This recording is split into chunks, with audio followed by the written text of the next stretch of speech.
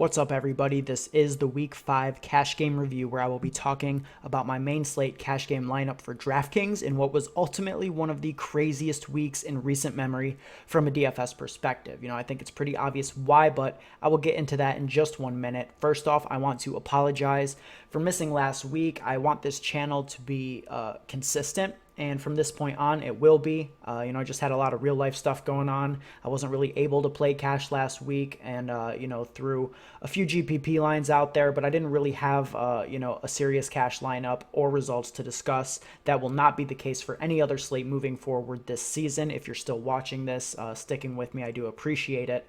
But, enough of this. Let's get right into what happened yesterday on DraftKings and cash games. What this week really came down to was how many of the major explosive players did you have in your lineup, because several guys who were very popular put up massive games. So even if you faded somebody like, say Christian McCaffrey, who was 52% owned in the $25 massive double up and put up 50.7 points on DraftKings, okay, usually in a week where a guy who is that high owned smashes, if you're one of those sad 48% of people who didn't play McCaffrey, you'd be dead in the water.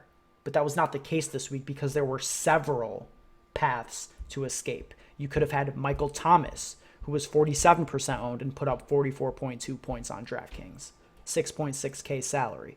You could have had Aaron Jones. He was 16.2% owned in the massive $25 double up, 52.2 points. Okay, and 30% of people damn near had Will Fuller, who put up 56.7 points at a 4.5K salary. This man 12x'd, 12.6 to be exact. Okay, because there were several different opportunities this week for you to get exposure to these guys. Many people had two of them, which is why you will see that the cash line in this double up in particular and many others is well over 190. And this one, it was 191. Unbelievable. If you put up 191 in any other given week, chances are you're smashing, right? We're talking 90% of your head-to-heads in the bag. This week, I put up 216.9 points on DraftKings. Here's the lineup. I'll put that up on the screen. I only took down 73% of my head-to-heads. Won seven of seven double-ups that I played. Kind of leaned into this week slowly in terms of the volume I played, just because, I was coming off a week where I was off my axis, if you will, but still. Unbelievable. 216.9 points in cash. And I didn't even win 75% of my head-to-heads. That tells you everything you need to know. It was a week where the chalk went off, and Will Fuller at 29.4% was really the linchpin, because again, when you have a guy who is literally 12xing, it can make up for any other mistakes you made. So let's look at some of the other positions, and I'll talk about my lineup specifically in a minute. But what I really find interesting about this slate is by looking at, say, quarterback, right? Matt Ryan and Deshaun Watson combined for over 50% of ownership. Most people technically had one of these two guys, and each of them put up over 35 points.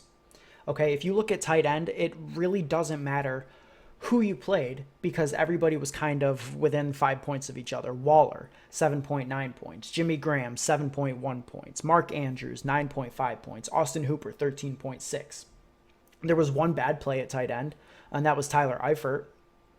3.3K on DraftKings. He only put up 3.4 points. People fell for a classic, DVP play, overvaluing a small sample size. That's no surprise. But guess what? It doesn't matter if you burned $3,300 on a bad tight end play on DraftKings this week when you have a guy at 4.5K who's 12xing his salary. Okay, so that's the kind of thing that playing Will Fuller and playing Christian McCaffrey did for your lineup. If you were sharp enough to play Aaron Jones, and, Aaron Jones definitely ran hot. I mean, we're not talking about a guy like McCaffrey who's getting, unseen usage in the NFL. We're talking about a guy who had 4 touchdowns, but still, I mean, Aaron Jones to me was a great play this week. That was actually the last decision on my roster.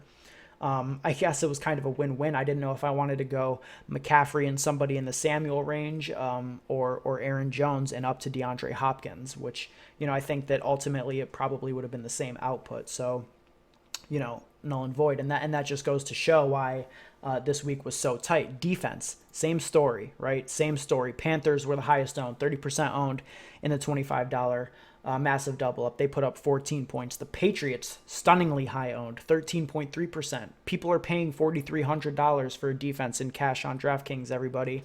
They say there's no edge. Okay. But again, Patriots, 14 points, same as the Panthers. They put up the same. The Steelers, they were popular at 12.2% ownership. They gave you 11 points. Can take the salary discount there. They were only 2.1. And then you look at some of the other ancillary players, and these were guys that I played as well. Look at Zeke Elliott. He was 43.8% owned in this massive double up. He had a poor game, a terrible game script. Really contributed to that for him. 17.1 points. So yes, he didn't really 3x. He was disappointing at his salary of 8.3K, but he didn't burn you with 17 points, right? He ran bad, but he didn't burn you. Same thing with David Johnson, who, if I could pull up Johnson's numbers right here, 48.1% owned. Massive chalk, just like Thomas and McCaffrey. 18.6 points. Again, another player in this roster that didn't 3x. I had 4 players out of 9 that didn't 3x and still put up 216 points. So just let that sink in. That's the kind of week that we had on DraftKings. And then, so with these guys who were chalk and not burning you and helping you get by, all you needed to get was two of the 4 guys who put up over 44 points. Matt Ryan put up Deshaun Watson put up 44 points. So there's another access to a 40-point game in your lineup that a lot of people had. Ryan, if you went there, it didn't burn you. He was super popular and put up 35.9 points. So yeah, it's not a 40-point game, but hey, who's going to complain about 35.9 points from their quarterback? Auden Tate bailed people out at massive ownership, 71.9%. He was massively owned because of the situation with John Ross being hurt, the snaps he was already seeing, the targets he was seeing. His price tag allowed you to fit these 3 running backs in, and that explains why he was damn near 72% owned in this double up. Bailed everybody out with a late touchdown, including myself. I didn't feel good about playing him, but it is what it is. 11.6 points. He got there. The weak spot of my lineup in particular was Curtis Samuel, and I was actually kind of shocked, to be honest with you, that he was only 4.7%. He was popping in models, which isn't really, the end-all be-all of why you should play a guy. But, I take it into consideration. I thought that Jacksonville's defense was facing a significant downgrade with Jalen Ramsey missing. And Samuel had seen a pretty good share of the targets since Kyle Allen took over in this offense. And to me, the final lineup decision I had was, like I said, did I want to go high-priced at wide receiver, either jam in Julio or Hopkins, and go down to Jones from McCaffrey, or not? And I decided late Saturday night that no, McCaffrey was a must-play for me. So I stuck with that, thankfully. And alternatively, right, the final choice that left me with was $5K in salary. Did I want to play Austin Hooper and some $5K wide receiver, or go down to Samuel and play Darren Waller? I thought that the choice was clear, that Waller should have had a higher target projection without Tyrell the Gazelle. The Raiders were ahead this entire game. Waller saw his least amount of targets of the season, least amount of receptions of the season, least amount of yards of the season, didn't score. So it was a down game. But again, it does not matter if your 5K player only barely 1Xs when you have a guy 12Xing, okay? And that's how this week went. It was an exciting week. It was a fun week. As long as you had these guys, it was a fun week for you. If not, I imagine that could be pretty tough. Imagine if you put up, 185 points in your cash lineup and you miss the cash line. That would be devastating. It would be horrible. It would be hard to take. And I'm sure that a lot of people, had that as their experience. So, I feel for you if that happened. It was a crazy week, but it was fun. And I'm glad to be back analyzing this type of stuff. I'm really excited to get into next week. I took an early look. Seems really interesting. DraftKings is pricing defenses down even further. We saw the Redskins under 2K this week. Now I think there's 3 defenses below 2K this week, including the Jets at 1.5K at home against Dallas. That's a very interesting, as far as what it allows you to do with your lineup. And it's interesting that people are paying up for defense, as we saw this week, having the Patriots above 12% ownership at over 4K on defense. So I really think that it's interesting what we're seeing here.